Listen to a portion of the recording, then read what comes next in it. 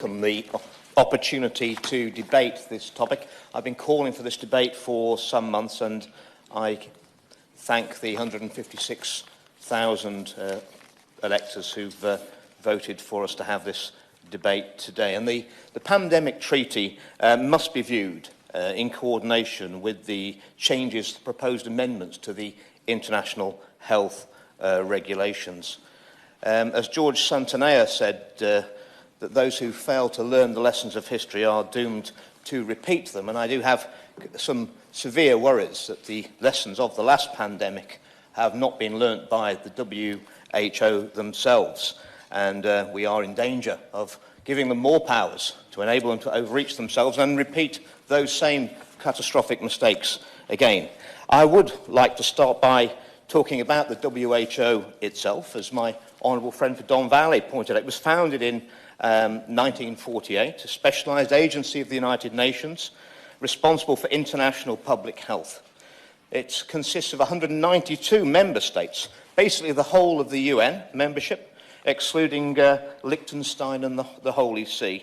And it was based originally on a WH constitution, which is still today, but this constitution will be fundamentally changed by the two instruments that are in the pipeline following the COVID-19 pandemic. The WHO is domiciled in Geneva, and so it has special status. Its employees are exempt from tax, and they and their families all have diplomatic immunity. It is indeed a supranational body, unelected and unaccountable. I think my constituents would fear that. How is the WHO set up? Well, it has something called the World Health Assembly. It meets yearly in Geneva. It's a legislative and supreme decision-making body of the WHO. It elects the Secretary-General, the Executive Board, and votes on policy of the WHO. And the current chairperson of the World Health Assembly of the WHO is a gentleman by the name of Harsh Vardhan. In 2021, Mr. Sharma, the Indian Medical Association, the Indian version of the BMJ, the largest association of doctors in India, issued a statement where he objected to Vardhan, who was endorsing Coronil, a product that was being made in India. The IMA, the Indian Medical Association, questioned the ethics of a health minister, Mr. Vardhan, the health minister at the time, of that country, to release a fabricated and unscientific product onto the people of India. He's since gone on to become chairperson of the WHO, who are going to be presiding over this new treaty that's going to be sitting before every government in the world. Given that he resigned from the cabinet in India over this controversy, why has he ever been trusted with greater responsibility? It seems he's failed upwards, like many at the WHO and the WHA. So, the original ideals of the WHO were completely laudable. The WHO is to serve the health of the people. It's governed by its member states who will implement health policy in the interest of our people. State sovereignty and the rule of law will be respected. That's under Article 3 of the International Health Regulations, before they're amended. People's self-determination will be fully respected. All human rights, conventions and other acts will be respected that countries have joined up to. That was protected under Article 54 of the original regulations of human rights. But who's now funding the WHO? Like many of our regulators in the UK, the MHRA, 86% funded by industry sources. The Joint Committee on Vaccination and Immunisation, in their personal declarations, they declared over £1 billion of interests in Big Pharma, the thing they were set out to regulate. This undermines public confidence. Well, the WHO now is no longer anything like majority funded by its member states, the people who it is seeking to control. It's 86% funded by external sources. I'm not sure that my honourable friend for Winchester is correct. The UK is not the third largest donor. The second largest donor, it's the third largest donor. The second largest donor after Germany is the Bill and Melinda Gates Foundation. And I think Gavi is the fifth. So you add those together, they are the biggest donors to the WHO. And you have to think, why are they doing this? They're also the biggest donors, or biggest investors in pharmaceuticals and the experimental mRNA technology, which proved so profitable for those who proposed it and produced it during the last pandemic. Indeed, the WHO, it says the member states' contributions to WHO funds have been capped and today account for only 16% of WHO's total budget, with an increasing share of funding to WHO coming from voluntary contributions, where donors direct funding according to their priorities. Well, their priorities might not well be the priorities of my constituents in North West Leicestershire or the electorate in the UK, but he who pays the piper calls the tune. The WHO are promoting the influence of private-public partnerships. They promote that on their websites, to the point where it's pay to play. Anyone can buy influence at the WHO. It's just going to cost you money. And when it comes to when they're consulting, their own internal report, their survey evaluation, final report, May 23, 23rd of May 2022, the various interest groups have more input to the WHO policy than the member states. It said under the WHO's own figures, the member states' only participation was 40% of the input, whereas 60% came from non-member states and 276 stakeholders. So it's clear there's a strong external influence on the policy of the WHO, an entity which, if the amendments to the International Health Regulations and the Pandemic Treaty were to be passed, and doing nothing is not an option. If this House does nothing and does not vote, they will come to pass by May 24. So doing nothing is not an option. It isn't going to go away. So the WHO's intermediate study says the WHO is an international organisation created as a sub-agency of the United Nations for the objective of obtaining the highest possible level of health for all people. But at what cost? At what cost? What cost to democracy? What cost to individual freedoms? It is now 80% funded by non-member states, and it is heavily influenced. And it also, during the pandemic, it took extra powers called the fact that it could define information. It took on a position, and this will be enacted in law and binding in those two new instruments, that the WHO has the ability to say what is disinformation. And when anybody says to you that the science is settled on any issue, I suggest that this House would smell a rat straight away, because science is never settled. There is always open for modification, for new things to be discovered, theses to be refined, and what the WHO is saying is that the WHO will be the arbiter of what the science is, and that cannot be right. It's a bit like someone saying the market's changed. Well, in my experience, it never has. So that is a huge grab of power, and the two instruments, the Pandemic Treaty and the amendments to the International Health Regulations, are progressing in parallel.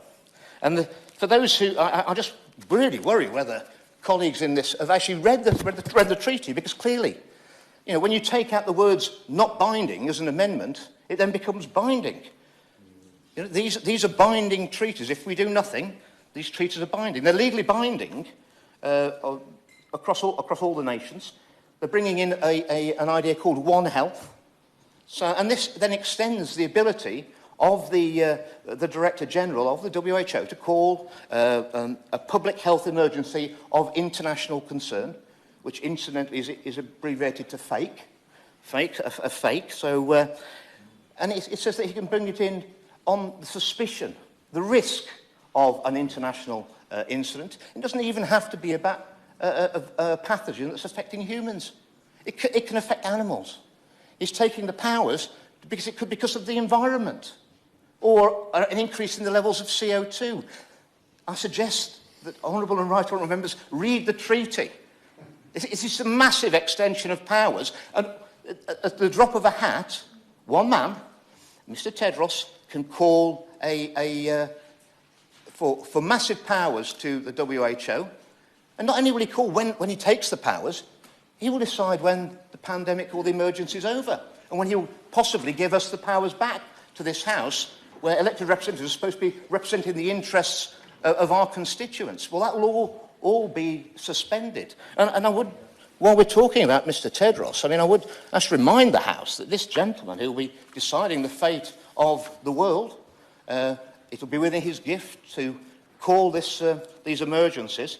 The conduct of the WHO in the recent Ebola outbreak in the Democratic Republic of Congo, where 83 individuals who are working for the WHO sexually abused local women, and including the sexual assault of a 13-year-old girl. And it was all covered up, Mr. Sharma.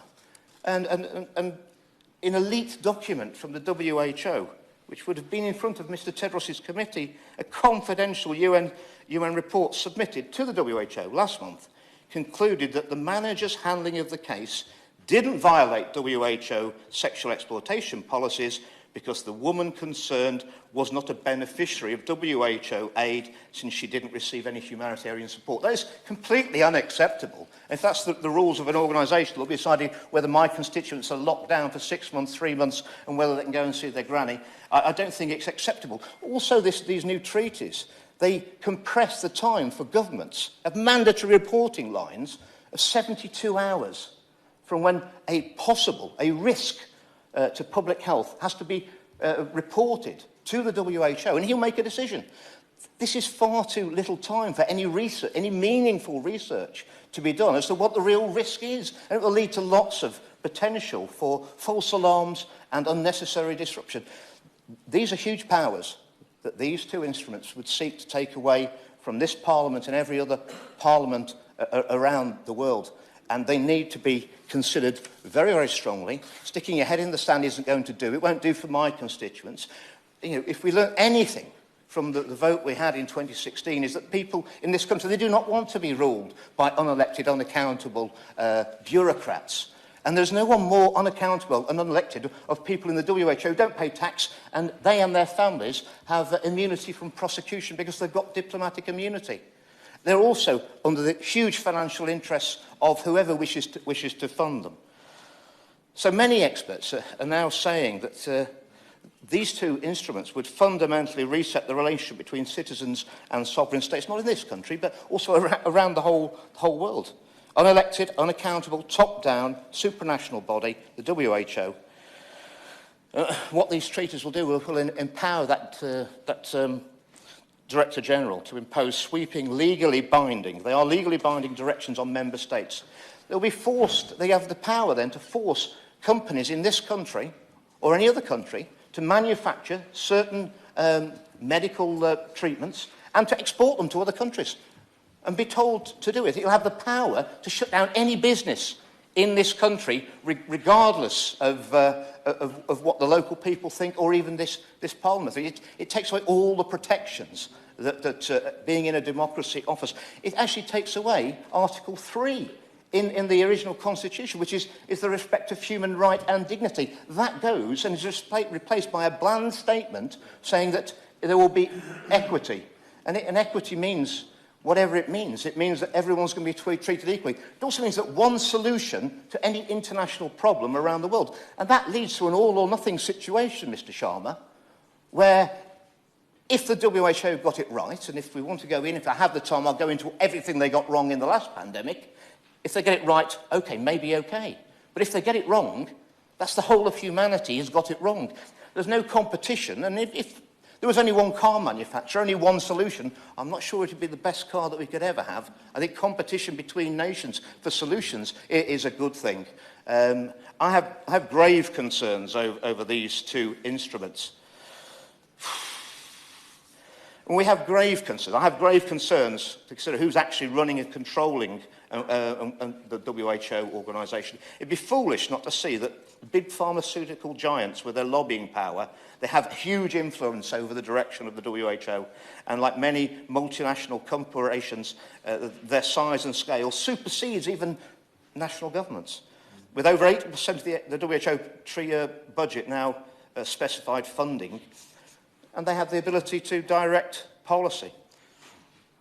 I think it's fair to say we're drifting away from the WHO's original noble ethos of promoting democratic, holistic approach, cooperation to public health. The WHO let us down over COVID with their response. In January 2020, as already been pointed out, they were still telling us that there wasn't person-to-person transmission of the virus. That was wrong. That was wrong. And then they prescribed lockdowns and mass vaccination during a pandemic which drove mutations. The pandemic response by the WHO and the national governments should be a cautionary tale on the impact on citizens of handing power to the state, and should certainly not be a template for going further and faster in terms of signing away rights and liberties. Indeed, the pandemic response was so brutally illustrated. The profit-optimised version of the greater good pursued by the WHO often clashes with children's health. Before I spoke out on the 13th of December with regard to the risks of the experimental mRNA vaccines, the MHRA were looking to authorise the vaccination of children down to the age of 6 months in this country. I'm very grateful that the government listened, and we didn't do that. Indeed, it was then pushed back to people over 50, and after my speech on the 17th of March, I'm delighted that the government now has put it back to only those over 75. That's in a few months, that's a huge difference from we're going to vaccinate everybody, and I think that tells the tale of, if we were all under one rule, we'd be doing exactly the opposite of what this country has individually decided to do. So while we're on the subject of opaque, undemocratic organisations, it's interesting to see what the EU are doing.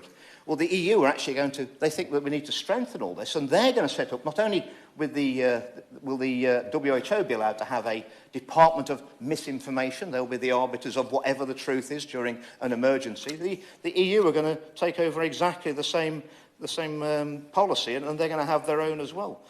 So when we have a pandemic situation, there will be only one version of the truth. Well, that's not very good for science, is it? The One Health approach, it's also a whole society approach. They will have the ability to mobilise every aspect of our society. Once they call those emergencies, they're going to be able to keep them going. They have control of absolutely every aspect of our citizens' life. This is absolutely massive. There's no more important treaty. Of course, if we were to give these sort of powers, which I would never vote for myself, of course we should have a referendum, because sovereignty belongs to the people. It's not ours to give away, and we know that from the referendum we had in 2016. I hope the House listens very carefully and reads these documents.